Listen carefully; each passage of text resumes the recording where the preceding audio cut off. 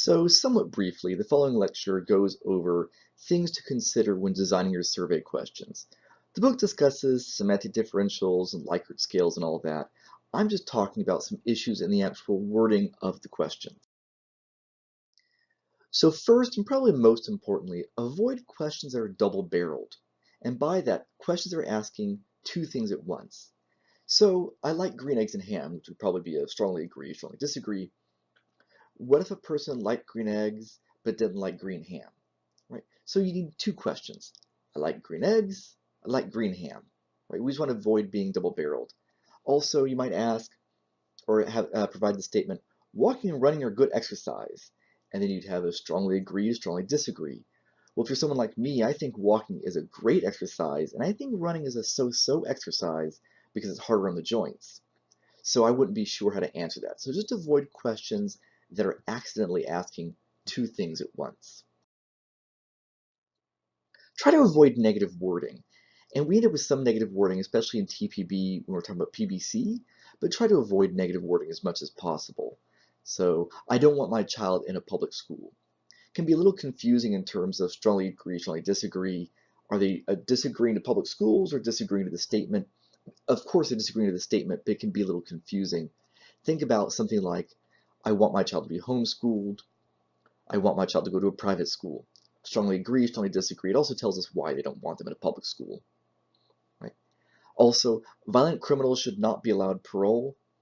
Are you disagreeing with them being paroled or with the statement? It's just a little bit confusing.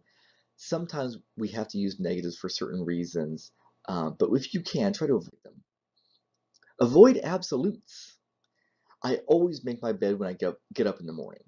Well, my father always made his bed when he got up in the morning, but I'm not sure how to respond to that. Do I always do it? Well, I would actually say, if it was, this is a Likert statement, right? Strongly disagree. I never always make my bed when I get up in the morning.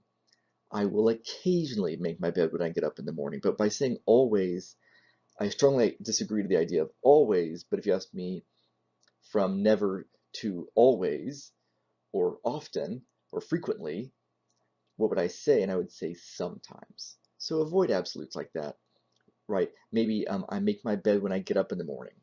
Never, always, right? And that would be like a sometimes, right? And avoid bias in your questions. Murder naturally deserves the hardest punishment possible. Strongly agree, strongly disagree. It naturally deserves, right? That just sounds like, I mean, of course, right? You would agree with me. So avoid that sort of bias in the question. Questions that begin with, wouldn't you agree? Right? Wouldn't you agree our federal tax dollars should be used to blank? No, instead, merely the statement, I believe our federal tax dollars should be used to blank, and they can strongly agree or disagree with that. And also bias. Freeloaders should have to blank. Well, whoever they are, we've decided they're bad people because you're calling them freeloaders.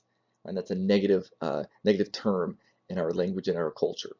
So as opposed to freeloaders should have to, who are these people you think of as freeloaders? Are you talking about people on unemployment or freeloaders? By the way, I wouldn't call them that, but who do you mean? I mean, that's a really loaded question.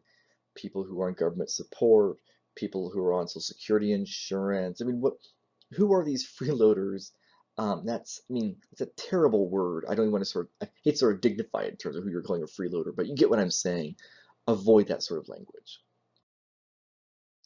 And also avoid vague or jargon language. So some vague language would be drugs are a big problem. Um, Drugs? Are we talking about illegal drugs? Are we talking about prescription drugs? Right? In terms of and I suppose their abuse. And the word big. By big, do you mean that the illegal drug use is widespread? Is that what you're trying to ask? Are you trying to say illegal drug use is harming our community? It's big because it's a serious problem? Like, just what do you mean by big? And then also in terms of some other vague language, saying things like, I prefer post-consumer waste products. That's great, but what are post-consumer waste products? I happen to have some I really like.